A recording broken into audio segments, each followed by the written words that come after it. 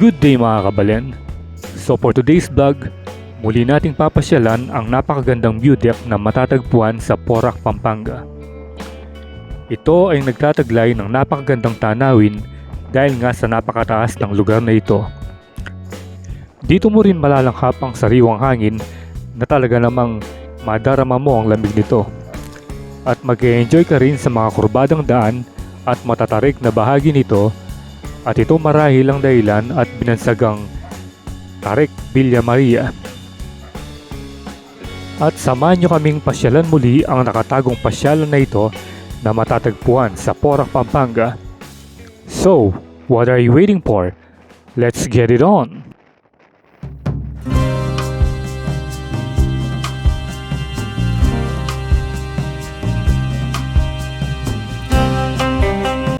At dito na tayo sa may downtown Porac na kung saan makikita mo yung Baywalk dito.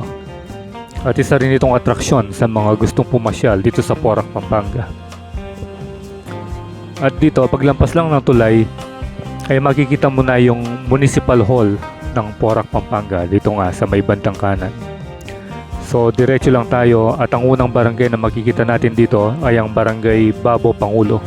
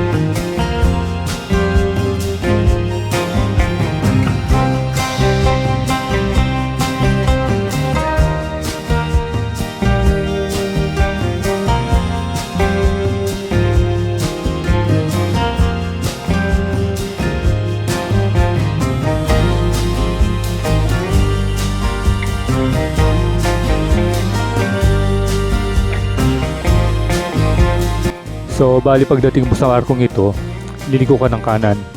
At kung didiretsuhin mo ito, mararating mo yung may underpass ng SCTEX.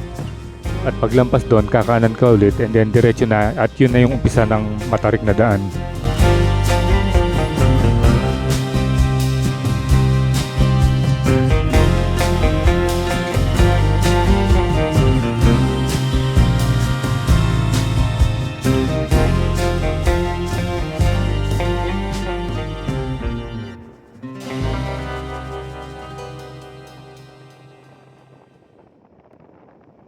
So, bali kakadaan lang natin sa isang sikat na resort dito at ating mapapansin na marami ang mga bagong tayong mga pasyala ng mga turista.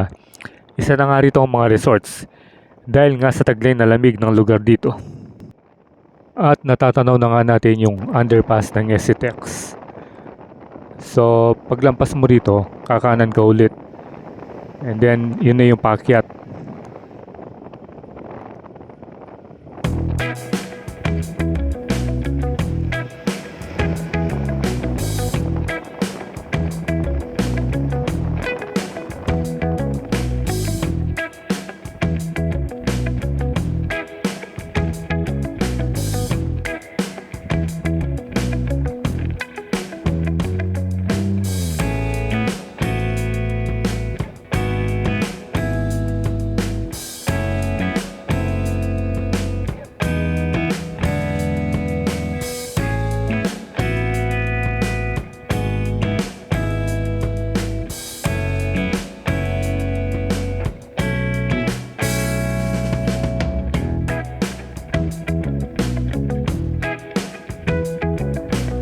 At narating na nga natin ang tinatawag nilang manukan dahil napakaraming mga manok na panabong ang nandito.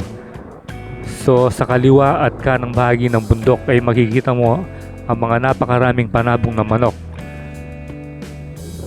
At nagsisilbi na ngang isa itong atraksyon sa mga dumadaan dito Dahil dito ka lang makakita ng ganong karaming manok na pag tinignan mo yung bundok punong-puno ng mga tinatawag nilang tipi. Ito yung mga bali shades ng mga manok na panabong. Bali hanggang doon pa. So napakarami talagang manok dito.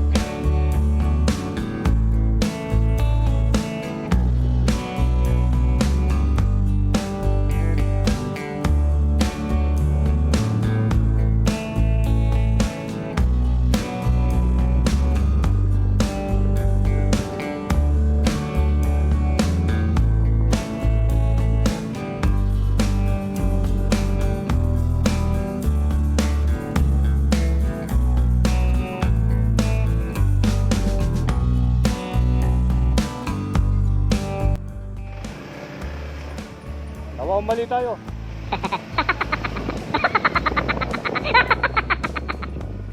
At nagkaligaw-ligaw na nga tayo dito dahil nga hindi ko napansin yung isang kanto. So diretso lang tayo at doon pa pala, doon sa may grocery ng malaki, doon pala kakanan. So tara, balik tayo doon.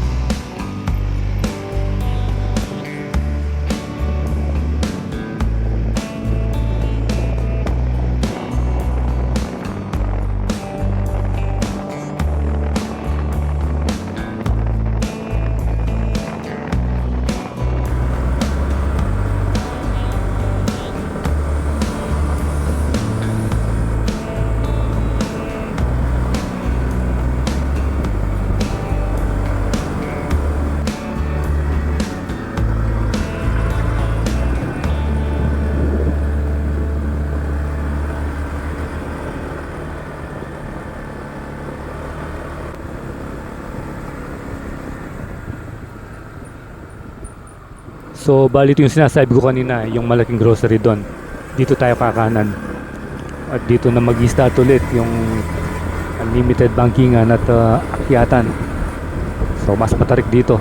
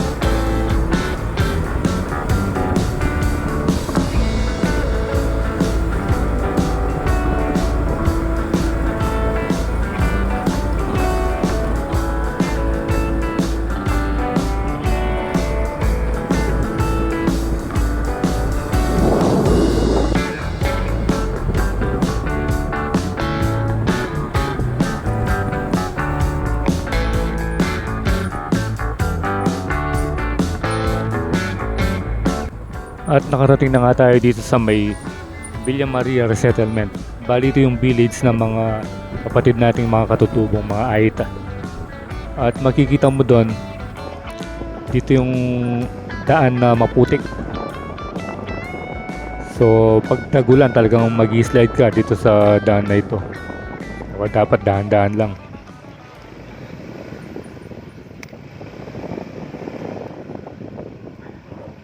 So far ito yung pinaka-challenging na daan dito sa papunta dun sa May Tarik.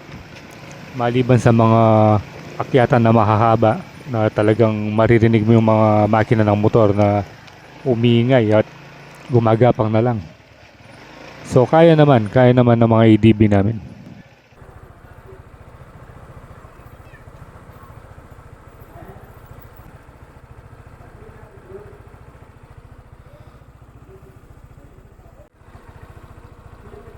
Nang ka na mo santol?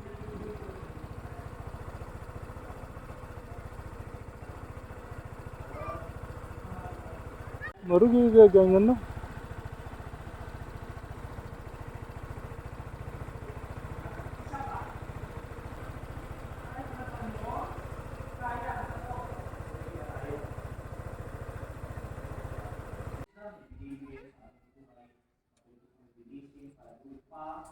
Ogi, gaga.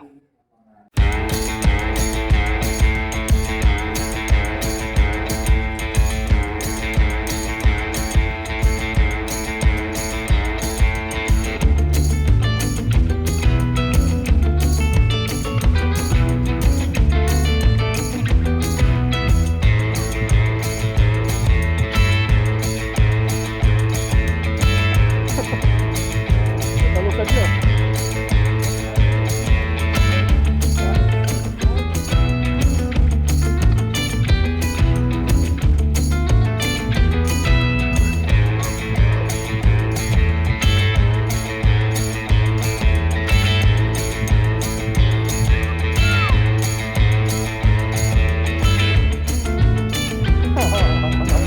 Kaya.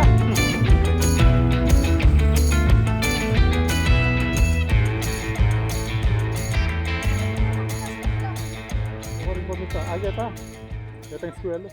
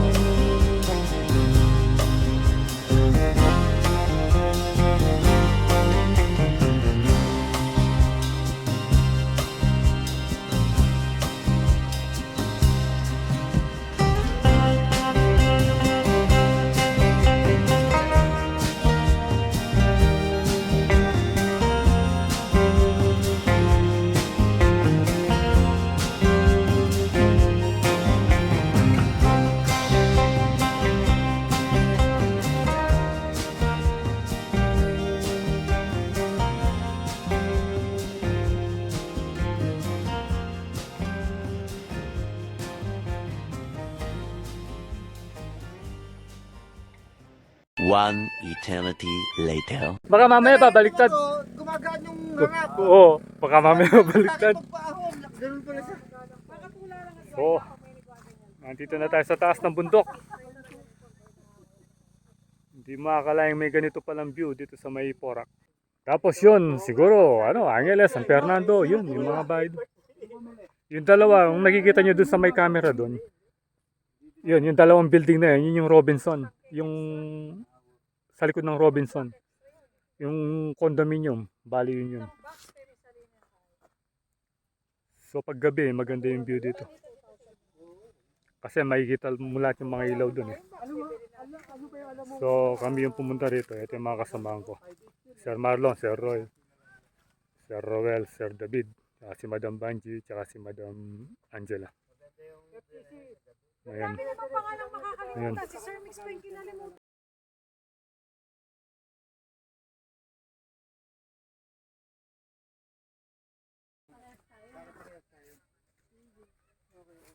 Dito kami ngayon sa may pinakamataas na bahagi ng ano. Pero actually meron pa dun. Kaya lang may rough road na. Rough road na yung pinakasimentadong lugar. Daan, banda dun lang. Pero pwede yung mga motor. Pwede pa rin kasi may mga umakit na kulong-kulong dun. Oh. Dito kami sa bundok. Ayan.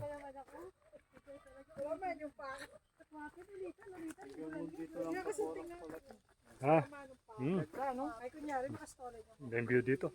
Ano ito? Sikat to sa mga biker, sa mga siklista. Dito sila nagtitraining. Titigas yung mga paa nila dito. Kanina yung mano.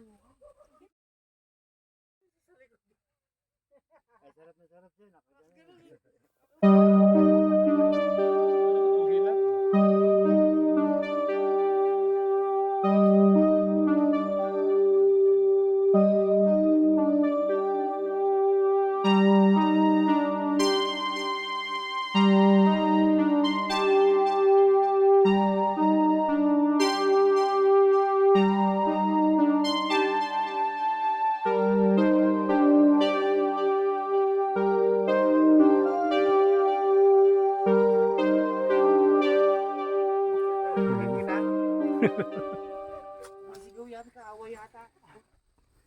Ito yung mga kapatid nating itaw, nangahoy. Doon sa may bundok. Oo, ano, Yan sila. dito yan. Yan. Yan o. Kolong-kolong.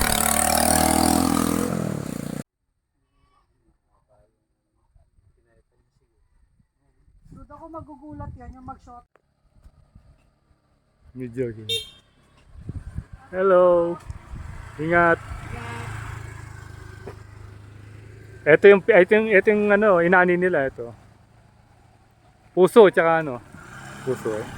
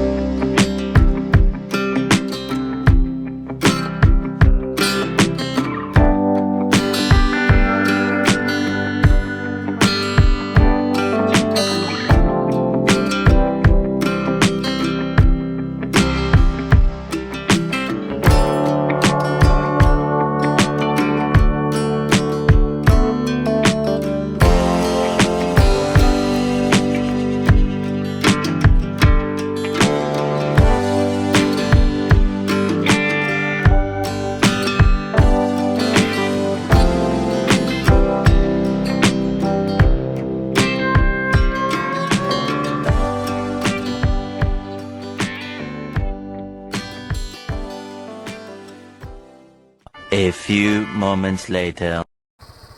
So, bali naghahanda na kami ngayon dahil pababa na kami. At maipapakita ko sa inyo ngayon yung view pababa. Dahil nga kanina pataas yung pagpunta natin dito, hindi natin masyadong nakita yung view. At ngayon naman makikita natin dahil nasa taas tayo at makikita natin yung view, yung bangin sa baba. So tara, tatignan natin.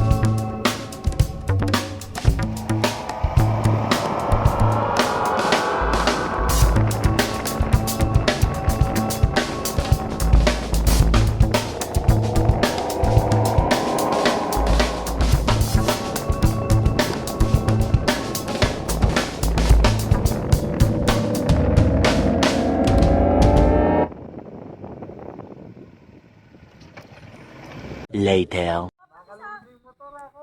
Dapat isama mo, sir. Kawawa yung motor ako. Yan, bibili ako ng malaki.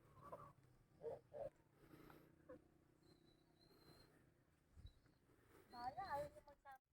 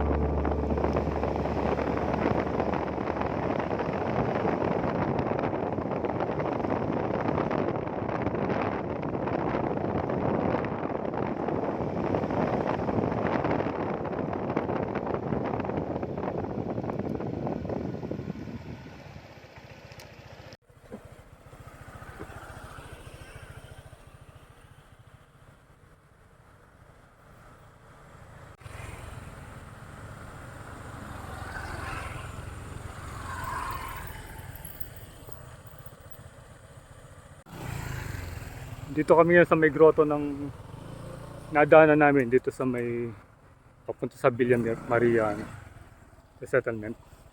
So mag-visit muna tayo rito.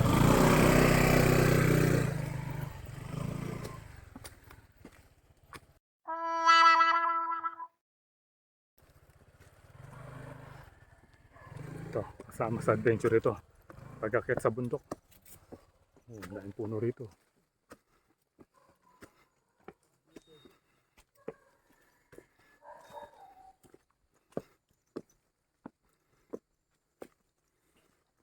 Ito, nandito na tayo sa grotto. Mag-visit muna tayo dito habang nandito tayo sa grotto.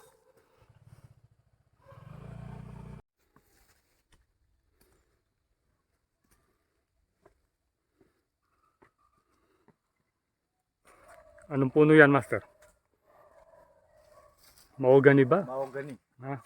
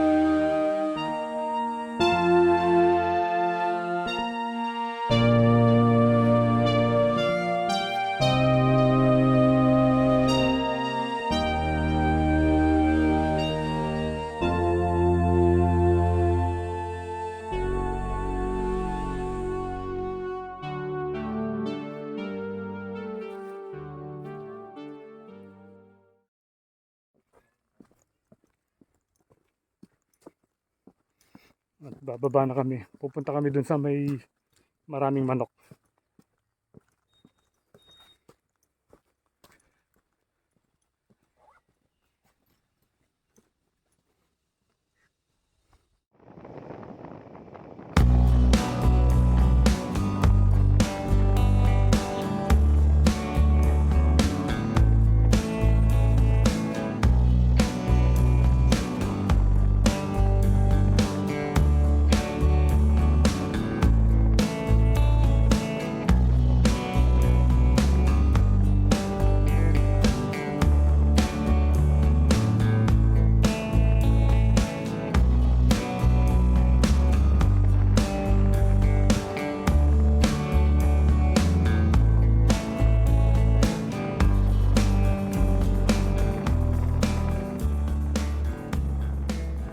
At sa ngayon ay hanggang dito na lang ang ating moto adventure dito sa Villa Maria, Porac.